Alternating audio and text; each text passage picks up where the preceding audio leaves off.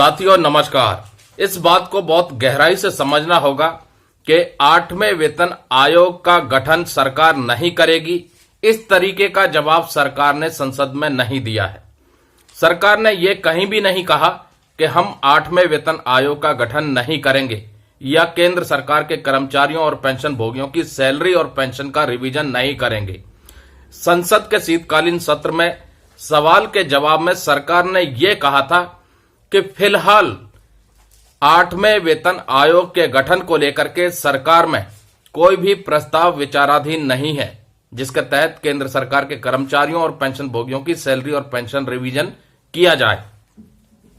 तो सरकार ने यह नहीं कहा था कि हम बाद में 8वें वेतन आयोग का गठन नहीं करेंगे या हम वेतन आयोग बिठाएंगे ही नहीं या सैलरी और पेंशन का रिवीजन करेंगे ही नहीं। जो सरकार का जवाब था वो क्लियर जवाब था, स्पष्ट में और लिखित जवाब था कि फिलहाल कोई भी प्रस्ताव विचाराधीन नहीं है। तो ये संकेत दो तरीके के दे रहा है, या तो 2025 में सरकार 8वें वेतन आयोग का गठन कर सकती है या किसी और फॉर्मूले के तहत सैलरी और पेंशन का रिवीजन कर सकती है। सरकार के इस जवाब के बाद मीडिया में बहुत से चर्चाएं चल रही हैं 8th पे कमीशन को लेकर के। कर्मचारी संगठनों में भी काफी चर्चाएं चल रही हैं और सरकार के जवाब के बाद अलग अलग संगठन जागरूक हुए हैं और उन्होंने सरकार को पत्र लिखे हैं कि जल्द से जल्द 8वें वेतन आयोग का गठन किया जाए। तो अब सवाल खड़ा होता है कि क्या 8वें वेतन आयोग का गठन होगा या नहीं होगा। सबसे बड़ा सवाल, इसका भी स्पष्टीकरण अभी तक सरकार की तरफ से नहीं आया है। मीडिया रिपोर्ट्स जरूर दावा कर रही हैं कि हो सकता है, इसकी पॉसिबिलिटीज है कि सरकार किसी नए मैकेनिज्म के तहत केंद्र सरकार के कर्मचारियों और पेंशन भोगियों की सैलरी और पेंशन का रिवीजन करे।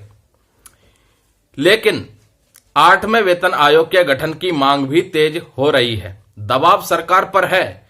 सैलरी और पेंशन रिवीजन के लिए सरकार पर दबाव बन रहा है क्योंकि विपक्ष की तरफ से भी सवाल किए जा रहे हैं और इधर कर्मचारी संगठन और पेंशन भोगी संगठन अलग अलग अपनी मांग सरकार के सामने रख रहे हैं। तो सरकार पर तो दबाव बन रहा है, लेकिन हमें यह भी समझना होगा कि अगर सरकार 8वें वेतन आयोग का गठन नहीं करती है तो इसका मतलब यह नहीं है कि सैलरी और पेंशन का जो रिवीजन होता आया था वो रिवीजन नहीं होगा। वो होगा, फॉर्मूला दूसरा हो सकता है। देखो, पे कमीशन के माध्यम से अगर सैलरी और पेंशन का रिवीजन होता है तो पे कमीशन एक लंबा वक्त ले लेता है। 2 से 2.5 साल आराम से लग जाते हैं सैलरी और पेंशन को रिवाइज होने में। पे कमीशन बैठता था, अब 7th पे कमीशन का उदाहरण ले लो। 28 फरवरी 2014 को पे कमीशन बैठा और जो लागू होना था वो 1 जनवरी 2016 से लागू होना था।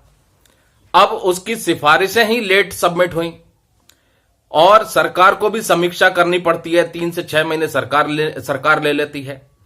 तो बहुत आराम से 2.5 से 3 साल का वक्त लग गया था। इसलिए ये जो पे कमीशन बेस्ड अप्रोच है सैलरी और पेंशन रिवीजन के लिए, इसमें सरकार अगर बेहतर बदलाव करती है जिससे कि कम समय लगे और टाइमली वो चीज इंप्लीमेंट हो जाए और कर्मचारियों पेंशन भोगियों को तय समय पर, सही समय पर सैलरी और पेंशन का रिवीजन मिल सके तो बहुत बेहतर है, ऑप्शन रहेगा। और जिस प्रकार से आर्थिक गतिविधियां देश की बेहतर हुई हैं, इकोनॉमिक कंडीशन सरकार की बेहतर हुई है पिछले 10 सालों में, जो सरकार के दावे हैं, मीडिया रिपोर्ट्स के दावे हैं, उनको मद्देनजर 7th पे कमीशन से बेहतर रिवीजन होना चाहिए। और सरकार अगर इस चीज में सफल हो जाती है, 7th पे कमीशन से बेहतर सैलरी और पेंशन का रिवीजन, और अगर दूसरे फॉर्मूले के तहत रिवीजन करे और जनवरी 2026 की सैलरी रिवाइज होकर के मिले, तो यह सरकार के लिए एक बहुत पॉजिटिव कदम होगा। केंद्र सरकार के कर्मचारियों और पेंशन भोगियों के वोटों को भी सरकार लुभा सकती है और कर्मचारियों और पेंशन भोगियों के लिए तो फायदेमंद होगा ही होगा। बेहतर सैलरी रिवीजन और कम समय में इंप्लीमेंटेशन। अब देखना यह है कि सरकार ने जो अभी जवाब दिया है कि फिलहाल कोई प्रस्ताव विचाराधीन नहीं है, तो आने वाले बजट में क्या कुछ निकल के आने वाला है या 2025 में सरकार कुछ ऐसा जो है प्रावधान लेकर के आने वाली है, जिसके तहत सैलरी और पेंशन का रिवीजन हो। तो इस चीज के ऊपर नजर बनी रहेगी। कर्मचारी संगठन अपना प्रयास कर रहे हैं, पेंशन भोगी संगठन लगातार प्रयास कर रहे हैं। अब सरकार के ऊपर है कि कितनी जल्दी वो इन महत्वपूर्ण विषयों के ऊपर फैसला लेती है और केंद्र सरकार के कर्मचारियों और पेंशन भोगियों के लिए किस माध्यम से सैलरी और पेंशन का रिवीजन करती है। नमस्कार, जय हिंद, जय भारत दोस्तों।